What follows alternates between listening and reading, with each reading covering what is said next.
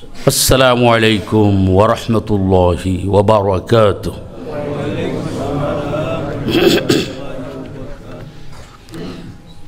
نحمده ونستعينه ونستغفره ونؤمن به ونتوكل عليه ونعوذ بالله من شرور أنفسنا ومن سيئات أعمالنا.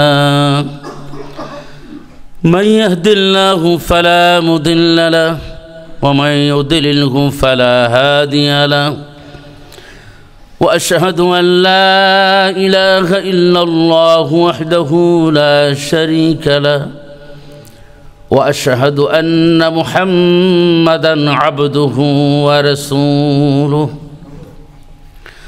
الذي أرسله بالحق بشيرًا ونذيرًا وداعيًا إلى الله بإذنه وسراجًا منيرًا. أما بعد فأعوذ بالله من الشيطان الرجيم. بسم الله الرحمن الرحيم. وإذ قال إبراهيم لأبيه آزر أتتخذ أصنامًا آلهة إني أراك وقومك في ضلال مبين. يا أيها الذين آمنوا صلوا عليه وسلموا تسلیما. ہم سے پہلے تھا عجب تیرے جہاں کا منظر کہیں مسجود تھے پتھر کہیں معبود شجر. اللہم صلی علی مولانا محمد وعلى آل سيدنا مولانا محمد صلى الله عليه وعلى آله وصحبه وبارك وسلم. আল্লাহ তাআলার দরবারে হাজারো লাখ শুকর। সেই একটুখানি ঠান্ডা এবং মাঝে মধ্যে মেঘলা আকাশের ছোঁয়া এবং মেঘলা আকাশের মেঘের হাতছানির ভিতরে একটুখানি আগে আসা আল্লাহ তাআলা তৌফিক দান করেছেন। অনেকে ঘুমাচ্ছে, অনেকে কাজ করছেন, অনেকে হাজারো ব্যস্ততার ভিতরে আছেন। একজন আমাকে ফোনও করলো, কয় হুজুর 3 দিনের জন্য ঘরের সবাইরে নিয়ে বউ বাচ্চা পোলাপাইন বিলাই এগুলি সহ ফ্লাইট আজকে। তা আমি কি আপনার জুমা? বেখবর বান্দা, বান্দা বেখবর হয়ে গেছে, সফরকে জুমার উপর প্রাধান্যতা দিয়েছে। আল্লাহ তাআলা এগুলো থেকে আমাদেরকে পানাহ দেখ। আমরা একটুখানি আগে আসছি, আমরা আল্লাহ তাআলার কমান্ডকে রেসপেক্ট করেছি। আল্লাহ তাআলা বলেন ইদা নুদিয়া লিস-সালাহ, যখন সালাতের সময় হয়ে যায় ফাসআউ ইলা যিকরিল্লাহ, তোমরা দ্রুততার সাথে মসজিদের দিকে জিকিরের জন্যে, আল্লাহর বন্দেগীর জন্যে চলে আসো। আলহামদুলিল্লাহ পড়ি ভাই। যারা মাস্ক পরছেন এরা তো অন্য হিসাব, যারা মুখ খোলা আছে আলহামদুলিল্লাহ বলতে অসুবিধা নেই। আল্লাহ তাআলা তৌফিক দান করুন। কালামে হাকিম থেকে যে আয়াত কারিমা তেলাওয়াত করেছি সূরাতুল আনআমের 74 নম্বর আয়া কারিমা। আল্লাহ তাআলা তার খলিলকে স্মরণ করার জন্য তার হাবিবকে বলেছেন। আলহামদুলিল্লাহ পড়ি। আল্লাহ তাআলা তার খলিলকে স্মরণ করার জন্য তার হাবিবকে বলেছেন। তার মানে হলো হযরত ইব্রাহিম আলাইহিস সালামকে আল্লাহ তাআলা মেনশন করে আমাদের নবী, আল্লাহর হাবিব, আমাদের শাফাতের কান্ডারি, মজলুমদের কান্ডারি এবং যারা গুনাহ করে নিজের উপর জুলুম করে সেই জালেমদের শাফাআতকারী, যারা কবিরা গুনাহ করে তাদেরকেও শাফাআতকারী রাহমাতুল লিল আলামিনকে এখানে অ্যাড্রেস করেছেন। হাবিব হে, আপনি আমার হাবিব আর উনি হলেন আমার খালিল।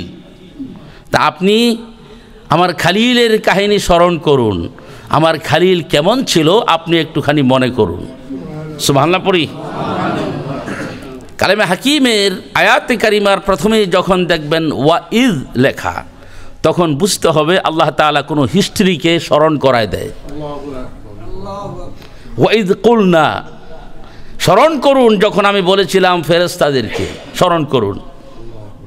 ওয়াইদ কাল, যখন আপনার রব বলেছিল, ঠিক ওয়াইদ কাল ইব্রাহিম, আপনি স্মরণ করুন সেই কাহিনী যখন ইব্রাহিম বলেছিল তার বাবা আজরকে, পিতা হে, আপনি যার পূজা অর্চনা করেন বা যার বন্দেগী করেন এইগুলিতে পাথরের বা মাটির মূর্তি।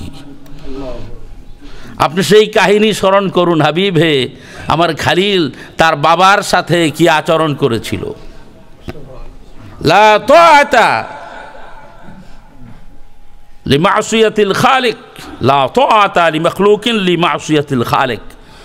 কোনো সৃষ্টির আনুগত্য নাই স্রষ্টার নাফরমানের মধ্যে। স্রষ্টার নাফরমানির কারণে কোনো সৃষ্টির আনুগত্য নাই। এটা বাপও হইতে পারে, ছেলেও হইতে পারে, মাও হইতে পারে। অনেক সময় উচিত কথায় বিলাই বেজার হয়, উচিত গরম ভাতে বিলাই বেজার হয়, উচিত কথায় মানুষ বেজার হয়। বাপ মা উচিত কথা কইলে বেজার হয়। কথা বুঝতে পেরেছি ভাই? অনেকে বেজার হয়, অনেকে কথা বলার পরে সমালোচনা করে, মানে তার এটা সে নিতে পারতেছে না, এটা এই জন্য তার মুখ থেকে মুখের দরজা খুলে গেছে। তো এক পোলায় খালি পোলারে মায় ধরে মারধর করে। তো এলাকার মানুষ কয় যে মায় পোলারে মারধর করে কারণ কি রে? কয় এলাকার মানুষ, আমি আমার মায়ের উচিত কথা কই এই জন্য আমার মারধর করে। বলছে কিভাবে?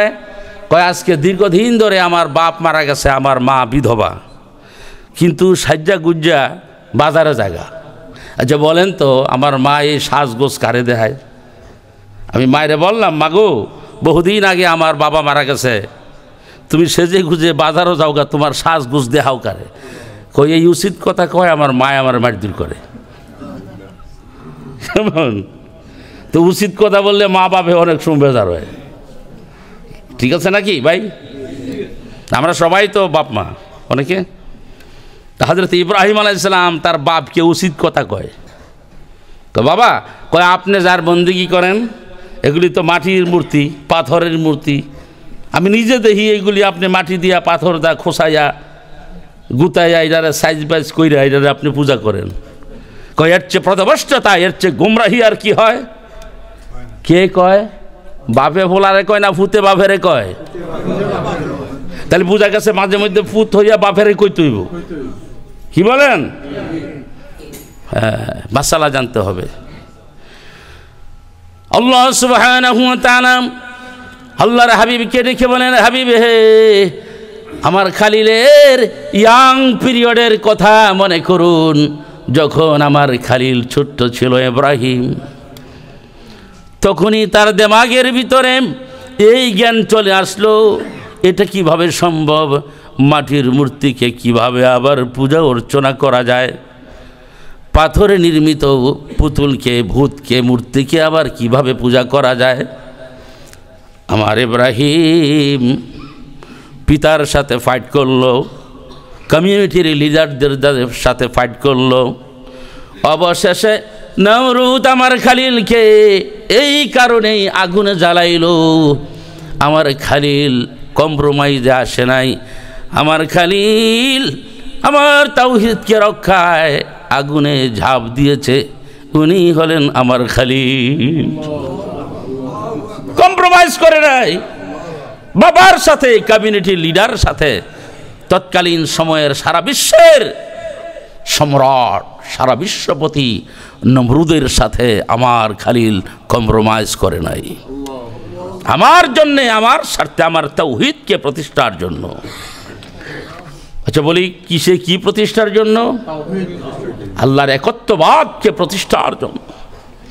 ইসলাম এসেছে একত্ববাদকে প্রতিষ্ঠার জন্য। শিরিক বিবর্জিত সমাজকে বিল্ড আপ করার জন্য, সমাজকে একচ্ছত্র এক আল্লাহর অধিপতিত্বে এবং আল্লাহ তাআলাকে রুলার হিসেবে মনে করার জন্য ইসলাম এসেছে। সুবহানাল্লাহ পড়েন। বন্ধুগণ, আল্লাহ তাআলা কি বলেন? হাবিব আমার খালিল তার বাবারে কয়, ওয়াইদ ক্বালা ইব্রাহিমু লিআবিহি আযারা আতাত্তাখিযু আসনামান আলিহা। যখন আমার ইব্রাহিম খলিল তার বাবা আজরকে কইল, বাবা আপনি তো অনেকগুলি মূর্তি, এক কোনোটা ছোট, কোনোটা বড়, কোনোটা মাঝারো, কোনোটার পেট মোটা, কোনোটার মুখ গোল, কোনোটার ভূতের মতো চেহারা, কোনোটা বিশ্রী, কোনোটা দেখতে সুন্দর, কোনোটা পুরুষ, কোনোটা মহিলা, কোনোটা বাচ্চা, কোনোটা শিয়াল, কুত্তা, পেশা, গরু, ছাগল, কোনোটা বাদ নাই, এগুলির আপনারা পূজা অর্চনা করেন। ইন্নী আরাকা ওয়া কওমাকা ফি দালালিম মুবিন। পিত হে বাবাজান, আমি আপনাকে এবং আপনার সম্প্রদায় যারা এই পূজাগুলি করে, এই সকল মূর্তিগুলোকে অবশ্যই অবশ্যই তারা প্রথভষ্টতায় গুমরাহির মধ্যে নিমজ্জিত। ওয়াজ করে দিলেন। সুবহানাল্লাহ পড়ি। কত বড় কঠিন কাজ। হ্যাঁ, ঘরের মধ্যে থেকে বাপকে কইল, কমিউনিটির সর্দার, আবার তৎকালীন যুগের সবচেয়ে বড় যিনি সারা পৃথিবীর একচ্ছত্র ক্ষমতার অধিকারী নমরুদের সামনেও গিয়া পোতায় যায় নাই। আমরা যেরকম পোতায় যাই, মাতবরের সামনে, নেতার সামনে, রাইফেলের সামনে চোখ রাঙ্গাইলে আমরা মানে ডরে শুয়া পড়ার কথা। আর হযরত ইব্রাহিম বলে, না, I see you and my father, your community and your empire, they are all in manifest error. Allahu Akbar. শুরু হয়ে গেল প্রতিদ্বন্দ্বিতা, শুরু হয়ে কমব্যাট শুরু হয়ে গেল। নমরুদ ডেকে বলি, আজার এটা কেমন পোলা জন্ম দিলা? বাপ হইয়া পুত্রের কথা শোনাইতে পারো না? তুমি কি রাজি আছো যা শাস্তি দেই তুমি কে মেনে নিবে? ইব্রাহিমের পিতা আজার ডেকে বলে, নমরুদ সম্রাট, আপনি যা বলবেন আমি রাজি আছি, এবং আপনার কাজে আমি পিতা হইয়া আমি আপনাকে হেল্প করব। আমি পিতা হইয়া তাকে হেল্প করব। বলে কি? কয় আগুন জ্বালামু। কয় হ্যাঁ ঠিক আছে, রাজি আছি। কয় আমি নিজে গিয়া ইব্রাহিমের আগুনের গর্তে আমি কাষ্ঠ দিব। এবার ইব্রাহিম দেহে বাবা লাকড়ি মাকড়ি, খড়ি টড়ি, তেল, ডিজেল, কয়লা যা আছে, ফুয়েল সব নিয়ে বাবা গর্তের মধ্যে দেয়, আগুন সেতায়। হযরত ইব্রাহিম ডেকে বলি, আল্লাহ তাআলা আর কার কাছে যাব? দুঃখের কথা আর কাছে কমু? নিজের বাবাই নিজের জন্য আগুন জ্বালায়।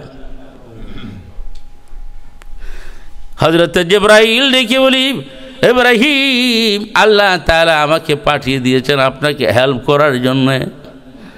হযরত ইব্রাহিম ডেকে বলে, জিবরাইল আপনার হেল্পের প্রয়োজন নাই। বলে কেন? যে আমি আল্লাহর তাওহীদকে এস্টাবলিশ করার জন্য আল্লাহর পথেই আমি জ্বলে পুড়ে ছাই হয়ে যাব। আমি তাওহীদ প্রতিষ্ঠার জন্য আমি জ্বলতে চাই। জিবরাইল ফিরে গেল। কাহিনী সবাই জানেন। বাবা হইয়া ইব্রাহিমকে আগুনে ফেলে দিল, সৈন্য সামন্ত্রণা ফৌজ সবাই ফেলে দিল। আল্লাহ তাআলা আগুনকে নোটিশ করে দিল, আগুন আমার ইব্রাহিমের জন্য সুশীতল হয়ে যাও।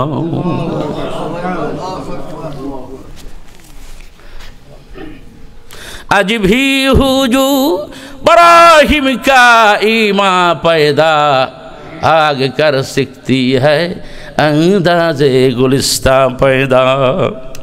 अल्लामा इकबाल। आज भी हुजू इब्राहिम का ईमां पैदा আগেকার সিকতি থি আন্দাজে গুলিস্তা পয়দা। আজও যদি ইব্রাহিমের সেই ঈমান আনিতে পারো, অগ্নিকেও পুষ্পবনে পরিণত করিতে পারো। আগুন পুষ্পে পরিণত হয়ে গেছে, সুবহানাল্লাহ পড়েন। সেই ইব্রাহিমের বাচ্চা কাচ্চা আমরা, কি কন? আমরা কার বাচ্চা? ইব্রাহিমের বাচ্চা। ইব্রাহিমের সন্তান হয়ে ইব্রাহিম মূর্তি ডেমলিশ করে, ডিস্ট্রয় করে, আর আমরা মূর্তি বানাই। ভার্সিটির মোড়ে মোড়ে, এয়ারপোর্টের সামনে, মানুষের মানে আসল জায়গায় চৌরাস্তার মোড়ে কি মহিলা কি পুরুষের মূর্তির অভাব নাই, কি মুসলিম কি অমুসলিম দেশে। যাবেন কোথায়? ইব্রাহিম মূর্তিকে ধ্বংস করেছে, আর আমরা মূর্তি গড়ার জন্য বোধহয় দুনিয়া যাইছি। মাআযাল্লাহ পড়ি। ইকবাল কয় हमसे पहले था अजब तेरे जहाँ का मंज़र, कहीं मस्जूद थे पत्थर कहीं माबूद शजर। যে আমরা যখন পৃথিবীর প্রথম দিকে ছিলাম, এক আজব দুনিয়া ছিল। বলে কি?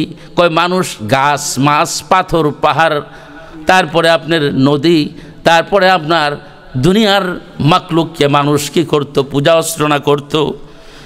उगार पीकर महसूस थे इंसा की नजर, मनता फिर कोई आ देखे खुदा को क्यों कर। कोई तारा मूर्तिर सामने पूजा करतो, मूर्ति के देखा हरि बल এই সেই সব কিছু কইতো, সানাম সানাম বলতো। আমরা এমন এক কমিউনিটি, এমন এক সন্তান, ইব্রাহিমের সন্তান, আমরা তোমাকে না দেখে বিশ্বাস করেছি। तुझको मालूम है लेता था कोई नाम तेरा, कुआते बाजू ने मुस्लिम ने क्या काम तेरा। ए पृथ्वी যখন জুলুমে শিরিকে অমানিসায় ভরে গিয়েছিল, এমনকি কাবাগরের ভিতরে মূর্তিকে স্থাপন করা হয়েছিল। আমরাই তো তারা যারা আল্লাহর জমিনকে মূর্তি থেকে পরিষ্কার করে আল্লাহর ঘর কাবাঘরকে আমরা পরিচ্ছন্ন করেছি। ইব্রাহিমের সন্তান আমরা, সুবহানাল্লাহ পড়ি। আল্লাহ তাআলা হযরত ইব্রাহিম আলাইহিস সালামকে বলে দিলেন, খলিল হে, এখন তো কাবাঘর নির্মাণ শেষ, এখন আপনি পাহাড়ের উপর উঠে আজান দিয়ে দেন, আপনি মুয়াজ্জিন। হযরত ইব্রাহিম হলেন জাতির প্রথম মুয়াজ্জিন। মুয়াজ্জিনের দরজা আল্লাহ তাআলা এত বুলন্দ করেছেন, কিয়ামতের ময়দানে সবার উপরে মুয়াজ্জিনদের মস্তক থাকবে। মুয়াজ্জিনদের চেহারা তারা হলেন মুআজ্জিরুদ্দিন, মুআজ্জিনুল ইসলাম, মুআজ্জিনুল উম্মাহ। আল্লাহর জমিনের কিয়ামত পর্যন্ত যতগুলি মুয়াজ্জিন থাকবে, আল্লাহ তাআলা তাদেরকে মাফ করে দিবেন এবং হযরত ইব্রাহিমের মিছিলে শামিল করে দিবেন। হযরত ইব্রাহিম মুস্কি মুস্কি হেসে ডেকে বলে, আল্লাহ তাআলা, কুবাইস পাহাড়ের উপর কি আমি আজান দিব হজের জন্য? বলে হ্যাঁ। কয় আজান শুনবো কেনা? খবর চলে আসলো, ইব্রাহিম আমার ঘর যারা এখানে দেখার জন্য আসবেন, রুহানি জগতে আলমে আরোয়ার মধ্যে আপনার আওয়াজ আমি পৌঁছাই দিব। রুহের মধ্যে আমি তাদের কর্ণকুহরে আপনার আজানকে পৌঁছাই দিব, আপনি আজান দিয়ে দেন। হযরত ইব্রাহিম কুবাইস পাহাড়ের উপরে গিয়ে আল্লাহু আকবার বলে আজান দিয়ে দিলেন। আলমে আরওয়া থেকে সমস্ত হাজিরা এক বাক্যে বলে উঠলেন, লাব্বাইক লাব্বাইক। এক আওয়াজে সবাই বলে দিলেন, লাব্বাইক লাব্বাইক। আল্লাহ তাআলা ডেকে বলেন, وأذن في الناس بالحج يأتوك رجالا وعلى كل ضامر يأتين মিন কুল্লি ফাজ্জিন আমিক। আমার খালিদ আপনার আজান মানুষের কানে আমি পৌঁছাই দিব। যারা আপনার আজান শুনে ফেলেছে তারা হেদায়েত পেয়ে যাবে, তারা যে কোনো ক্রমে এখানে আসবেই। কেউ বা পায়ে হেঁটে, কেউ বা ঘোড়ায় সওয়ার হয়ে, কেউ বা কৃষকায় ওটের উপর সওয়ার হয়ে, কেউ বা মরুভূমিতে পাড়ি দিয়ে, কেউ বা আকাশ চড়ে, কেউ বা জাহাজে চড়ে আসবে। দুনিয়ার দিক বিদিক থেকে, কোণা থেকে, যেখানে মানুষের খবর পাওয়া যেত না, আপনার আওয়াজ যাদের কানে পৌঁছে গেছে, পৃথিবীর কোনায় কোনায় থেকে আমার ঘর বাইতুল্লাহকে জিয়ারত করার জন্য চলে আসবেন। সুবহানাল্লাহ পড়ি। তারপরে কি? লিয়াশহাদু মানাফিআ লাহুম। হাবিবে হে, আপনি তাদেরকে খবর দেন এই সকল এই জায়গার মধ্যে অনেক জায়গা আছে মানুষের কল্যাণের জায়গা। সেখানে এই কাবার চতুর্পার্শ্বে surrounding the area of the Kaaba অনেক স্পেশাল স্পেস আছে যেখানে মানুষের কল্যাণ নিয়ে কল্যাণের স্থান। সুবহানাল্লাহ। মানফা শব্দের অর্থ হলো যেখানে কল্যাণের জায়গা। ইসমে জারফের সিগা, আরবি গ্রামার। মানফা এর প্লুরাল হলো মানাফি, অর্থাৎ এই কাবার চতুর্পার্শ্বে এমন কিছু কিছু জায়গা আছে সেখানে গেলে মানুষ কল্যাণ নিয়ে ঘরে ফিরে আসে। লিয়াশহাদু মানাফিআ লাহুম। হাবিব হে, তারা যেন সেই তাদের কল্যাণের জায়গাসমূহ তারা যেন সেখানে উপস্থিত হয়। আর তারা কি করে? ওয়াযকুরু ইসমাল্লাহি ফি আইয়ামিম মা'লুমাত। নির্দিষ্ট সময়ে, মানে আইয়ামে তাশরিকের সময় তারা যেন আল্লাহ তাআলার জিকির করে, হাজিরা যেন লাব্বাইক বলে। আর তাদেরকে খবর দিয়ে দেন কুরবানির মধ্যে, কুরবানির সময়ে হাজি সাহেবেরা অথবা সারা দুনিয়াব্যাপী যখন যেখানে যেখানে মুসলিমরা থাকবে, জুলহজের সময় ঈদুল আজহাতে তারা যেন কুরবানি দিয়ে হালাল পশুকে জবাই করে রিজিকের ব্যবস্থা করে নেয়। হালাল পশু যেগুলো, সেগুলোকে কোরবানি দিয়ে তারা যেন রিজিকের ব্যবস্থা করে নেয়। সুবহানাল্লাহ। কি করছে? আলা মা রাযাকাহুম মিন বাহিমাতিল আনআম। যে সকল পশুকে আল্লাহ তাআলা হালাল করেছেন, গৃহপালিত পশু, হ্যাঁ, গৃহপালিত পশু, জঙ্গলা পশু না, তারা যেগুলি পোষ মানাবে, পোষ করবে, লালন পালন করবে, ডোমেস্টিক অ্যানিমেল যেগুলো, সেগুলোকে যেন তারা কোরবানি দিয়ে তাদের জন্য রিজিকের বন্দোবস্ত করে দেয়। আর কি করে? ফাকুলু মিনহা ওয়া আতইমুল বাইসাল ফাকির। কোরবানি দিবে কি হজের বাহিরে কুরবানির গোশত তারা খাবে। সুবহানাল্লাহ পড়েন। কুরবানির গোশত খাওয়ার জন্য আল্লাহ তাআলা বলেছেন। আলহামদুলিল্লাহ বলবেন না? তো খাইবেন কেমনে? দেড়শো কুরবানি দিয়ে দিছেন, ওইগুলো শুকাই যাই দেশে আনে, কোনো স্বাদ মাত থাকে না। কয়েক বস্তা লই আছে, আমি কি কিসের দুর্গন্ধ রে? কয় হুজুর এগুলি গোশত, কয়েক 6 মাস পর্যন্ত এগুলি শুকাইছে, বুঝছেন না? কিছু মানুষে খাইছে, কিছু উহে খাইছে, কিছু কাউয়াই খাইছে। কি কন? যখন শুকাইতে দিছে তখন কুত্তায় মুখ দিছে না, আল্লাহ ভালো জানে। কইলাম আর কি, একটা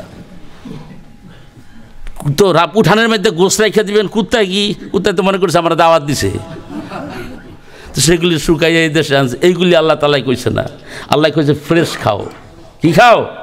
কুলু মিনাত তাইয়্যিবাত, ফ্রেশ যত খাবার সেগুলো খাও। খবায়েস যেগুলো সেগুলি খাবা না। বহু জাতের খাবার আছে, এগুলি খবিস, খাবায়েস, দুর্গন্ধময়, ভালো না, অসুন্দর। এখন সৌদি আরবে একটা প্রাণী ভাইরাল হয়েছে, সান্ডা।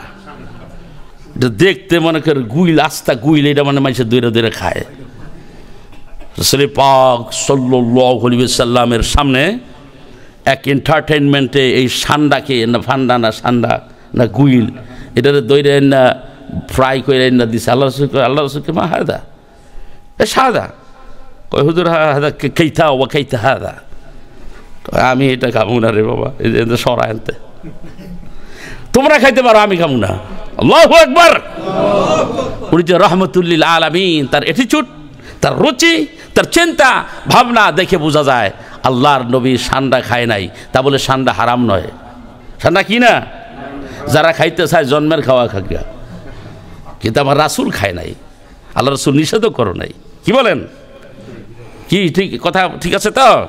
আবার অনেকে কষ্ট পায় না, হুজুর আমরা সান্ডা খাওয়া শুরু করছি, আপনি না করেন। ভাই আপনার কি না করছি আমি? হাদিস যেটা সেটা শোনাইছি। আল্লাহ তাআলা আমাদেরকে সুন্দর, সুশ্রী এবং সুমিষ্ট, সুস্বাদু এবং দেখতে সুন্দর রুচিকর খাবার অভ্যাস করার তৌফিক দান করুন। ঘটনা কি হয়ে গেল, আল্লাহ তাআলা রেখে বলেন যারা কোরবানি দিবেন ফাকুলু মিনহা, তারা যেন কোরবানির পশু থেকে খায়। সুবহানাল্লাহ পড়েন। তাহলে বোঝা গেল কোরবানির পশুর গোশত খাওয়া আমাদের উচিত কিনা ভাইয়ের আমার। এই জন্য কোরবানি যেই ভূখণ্ডে থাকে সেখানে কোরবানি দেওয়া তার জন্য ওয়াজিব হবে। কোনো ওজর যদি থাকে পৃথিবীর যে কোনো প্রান্তে কোরবানি পাঠাইতে পারে, সেটাও আছে। কোনো ওজর যদি থাকে পৃথিবীর যে কোনো প্রান্তে, সে ওকিল নিযুক্ত করতে পারে। কি নিযুক্ত করতে পারে? ওকিল, রিপ্রেজেন্টেটিভ। সে তার পয়সা রিপ্রেজেন্টেটিভের মাধ্যমে পৃথিবীর যে কোনো কর্নারের মধ্যে সে কোরবানি দিতে পারে। কিন্তু first priority to slaughter in the land where you and your family lives, যেখানে তুমি এবং তোমার ফ্যামিলিরা বসবাস করে, প্রথম প্রায়োরিটি হলো সেখানে কোরবানি দেওয়া। মাসালা আপনাদেরকে ভাইরা মাসালা শোনালাম। তারপরে কি, ওয়াতিমুল বাইসাল ফাকির, তুমি শুধু খাইবা আর ফ্রিজ ভরপুর করে দিবা তা হবে না।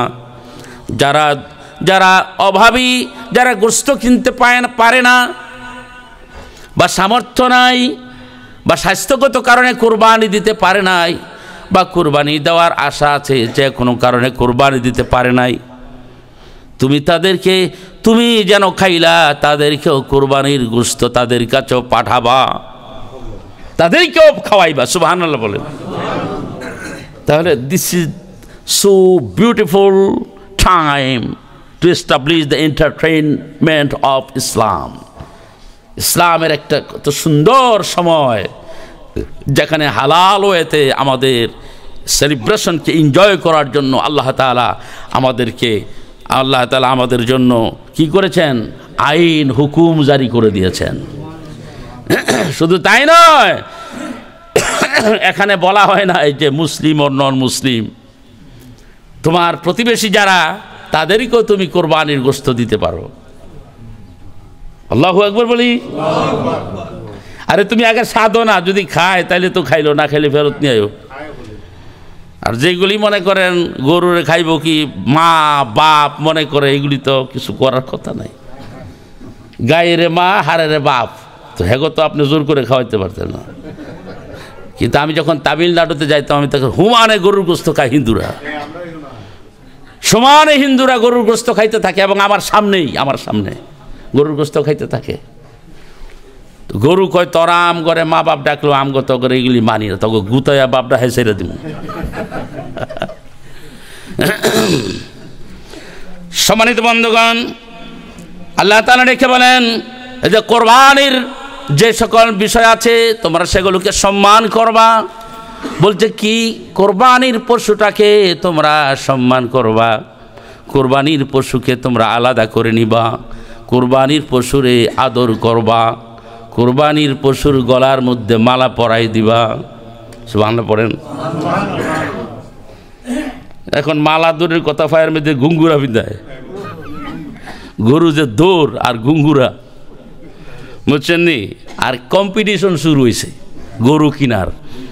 এমন তো গরু কিনছে 60,000 টাকা দিয়া, রাস্তাটা যাইতেছে, মানে সস্তায় পাইছে আর কি। অনেক সময় সস্তায় আছে না, সস্তায় অনেক সময় গরু বাইতে যায়, ঠ্যাঙ্গের মধ্যে ঘা হয়, তখন তারপরে ক্যাপসুল খাওয়াই এটা মোড়া করে, আবার বলে দিছে যে 2 দিন পরে এটা মারা যাইব। তখন বাধ্য হইয়া তো এটার ব্যস্ত হইব। মনে করেন মরার ডরে গরু বেচা পালাইছে 60,000 টাকা, এটার দাম আছে মনে করেন 80,000 টাকার মতো। তো রাস্তাতে যায়, কয় গরুটা তো খুব সুন্দর রে, খুব সুন্দর। কয় গরুটা তো অনেক দামি। কয় কয় দাম কত? কয় 80,000 টাকা। 80,000 টাকা। তোমার কুরবানি এখানেই শেষ হয়ে গেছে, এখানেই শেষ হয়ে গেছে। হ্যাঁ, তো গরু কই এটা কি মন জাতের মুসলমান রে, কিনছে আমার 60, হাই কয় 80। হ্যাঁ, গরু যে দৌড়, গরুর পিছে পিছে দৌড়ায়। গরু কয় না, তুই কইছত 80, আমি এখন 80, তুই কুরবানির দিকে খাসি। এই অবস্থা। মানুষের কুরবানির মধ্যে জালিয়াতি শুরু করছে, বুঝছেন নি? কুরবানি কিনে 1 লাখ টাকা দা, কয় 1.5 লাখ টাকা। এগুলি হয়, বাস্তব কথা। কুরবানি কম্পিটিশন করার জন্য বলা হয় না, এখানে বলা হয়েছে সুন্দর হৃষ্টপুষ্ট দেখতে সুন্দর একটা কোরবানি দাও, তুমি একটা সুন্দর খাসি দাও। এখন খাসি লইয়া আবার ক্যাচাল শুরু হয়েছে। কয় খাসির মধ্যে দোষ জ্বালাইছে, বলে কি? কয়টা রন্ডকোষ, কয়টা ফালাই দিছে, কয়টা দিয়ে কোরবানি হইব না। কত বড় জাহেল, মূর্খ, লেখাপড়াহীন মানুষ। তা আমি কই দোষ কোথায়? দোষ কোথায়? আমি তো কোনো দোষ দেখি না। অন্ডকোষের মধ্যে হাত দিয়া দেখার কোনো গাও নাই, কিছু নাই, পরিষ্কার, কোনো রক্তপাত নাই, এটা তো কোনো অসুবিধা নাই। দোষ থাকলে তো বাহির দিয়ে দেখা যেত, কি কন? এটার ভিতরের অন্ডকোষকে ফেলে দেওয়া হয়েছে, কারণ এটা থাকলে এটা উৎপাত করে, যে কোনো লোকের গুতায়, এবং এটার গায়ে থেকে এমন এক দুর্গন্ধ বের হয়। এজন্য ইসলাম এটাকে খাসি করার জন্য পারমিশন দিয়েছে। এবং খাসি কোরবানি পাঠা কোরবানির চেয়ে বেশি সওয়াব। সুবহানাল্লাহ পড়েন। বলছে কেন?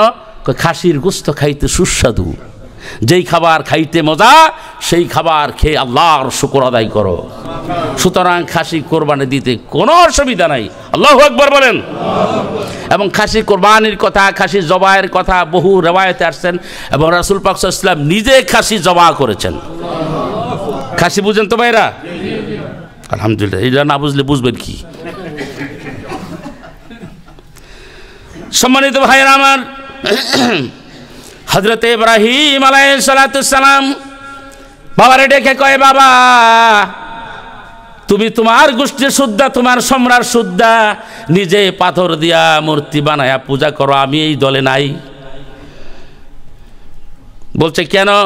বলে না, আমি এগুলি করতে পারি না, এগুলি নিজের হাতে বানানো, এগুলি মূর্তি, এগুলি খায় না, এগুলি কথা কয় না, এগুলির সামনে তোমরা খানা নিয়ে যাও, মাসি ভ্যান ভ্যান করে, প্যান প্যান করে, মূর্তি কিছু কইতে পারে না, সরাইতে পারে না। কয় কস কি? কয় হ্যাঁ। কয় আপনি দিয়া দেখেন। বলে হ্যাঁ। যে ঠাকুরগুলি আছে না, প্রত্যেকটাই মানে কত নারে মূর্তির সামনে ভ্যান ভ্যান ভ্যান নিজে খাইয়া বই থাকে, কারণ সে জানে এগুলি খাইতে পারে না। কথা ঠিক কি না? সম্মানিত ভাইরা আমার, আল্লাহ সুবহানাহু ওয়া তাআলা তার এই কথাকে এত বেশি ভালোবেসেছেন, কালামে হাকিমের মধ্যে আল্লাহ তাআলা কোট করে দিলেন। ইকবাল বলে, কওমি আপনু জুরু জরু ওয়া মালু জাহা পর মরতি, বুত ফরোশি কি আওয়াজ বুত শিকনি কিউ করতি। কয় তারা মূর্তি, বিভিন্ন জাতের মূর্তি তাদের হৃদয়ের মধ্যে স্থাপন করেছে। মূর্তি পূজকরা তো মূর্তি বানায়া পূজা করে, আর মুসলমানরা, মুসলিমরা নিজে মূর্তি হৃদয়ের মধ্যে বানায়া সেই মূর্তি পূজা করে। মূর্তি দুইভাবে বানায়, একটা হলো প্র্যাকটিক্যাল, আর একটা হলো আপনি ইন্টারনাল। তার ধনের মূর্তি, তারপরে আপনার সম্মানের মূর্তি, রেসপেক্টের বহু জাতের মূর্তির শেপ তার হৃদয়ের মধ্যে আছে, সেগুলো সে লালন করে সামনের দিকে আগায়। বলে সব মূর্তিকেই হৃদয় থেকে ডেমোলিশ করতে হবে। বুঝতে পেরেছি ভাইরা আমার? এটা this is the philosophy of doctor আল্লামা ইকবাল। যে মুশরিকিন যারা ডিফারেন্ট ইজমের মানুষ, তারা প্রত্যেকেই মূর্তি পূজা করে। কি জুইস, কি খ্রিস্টান, কি হিন্দুস, কি Buddhist, every people they worship the statues beside Muslim. মুসলমান ছাড়া পৃথিবীর সমস্ত মানুষেরাই কোনো না কোনোভাবে তারা মূর্তি পূজা করেই করে। কিন্তু আমরা যেন মূর্তি পূজা না করি, আমরা যেন ইনডাইরেক্টলি এবং ডাইরেক্টলি মূর্তি পূজা থেকে দূরে থাকি। বলে কেন? কয় আমাদের বাপে মূর্তি ভাঙে, আমরা মূর্তি করতে পারি না। যেই কথা যেই বেশি ভালোবাসে তার কথা বারবার গায়, ঠিক কিনা? হযরত ইব্রাহিম আলাইহিস সালামের কথা বারবার বারবার বারবার আসছে, কারণ আল্লাহ তাআলা হযরত ইব্রাহিমের অ্যাকশনকে ভালোবেসেছেন, গোটা জীবন ভরা তাওহীদের দাওয়াত দিয়েছেন। হ্যাঁ, মৃত্যুর সময়ও তাওহীদের দাওয়াত দিয়ে গেলেন। একমাত্র হযরত ইব্রাহিমের জীবনে এই ঘটনা ঘটেছে যে মৃত্যুর সময় তাওহীদের দাওয়াত দেয়। হযরত ইব্রাহিম আলাইহিস সালামের এই মানে কাসাসের মধ্যে কাসাসুল আম্বিয়া যেটা আসলটা, আল্লামা ইবনে কাসির যেটা লিখেছেন সেটা পড়ে দেখবেন, বাংলা হয়েছে কিনা আল্লাহ জানে। হযরত ইব্রাহিমের মৃত্যুর সময়ের কাহিনী কোরআন মাজিদের মধ্যে মেনশন করে দিলেন। বলে কিভাবে? এইভাবে, ওয়াসাা বিহা ইব্রাহিমু বানিহি ইন্নাল্লাহা আসতাফা লাকুমুদ্দিন ফালা তামুতুন্না ইল্লা ওয়া আনতুম মুসলিমুন। হযরত ইব্রাহিমের কথা। হযরত ইব্রাহিম যখন মৃত্যু শয্যায় শায়িত, হযরত ইসমাঈল আলাইহিস সালামের তার সন্তানরা চতুর্দিকে, হযরত ইসহাক আলাইহিস সালামের সন্তানরা চতুর্দিকে, হযরত ইব্রাহিম আলাইহিস সালাম মৃত্যুর শয্যায় শায়িত। দেখে বলে আমার সন্তানেরা, বলে কি? গোটা জীবন তাওহীদের কথা মানুষদেরকে দাওয়াত করেছি, আমার আল্লাহ তাআলার ফরমান আমার ফ্যামিলিদেরকেও যেন তোমাদেরকে আমরা বলি, আমি যেন বলি, আমার ফ্যামিলির মানুষ তোমরা আমার সন্তান, তোমরা আমার নাতি পুতি অধস্তন বংশধর, তোমরা শোনো, আল্লাহ সুবহানাহু ওয়া তাআলা তোমাদের জন্য প্রথম দ্বীনকে নির্বাচন করেছেন।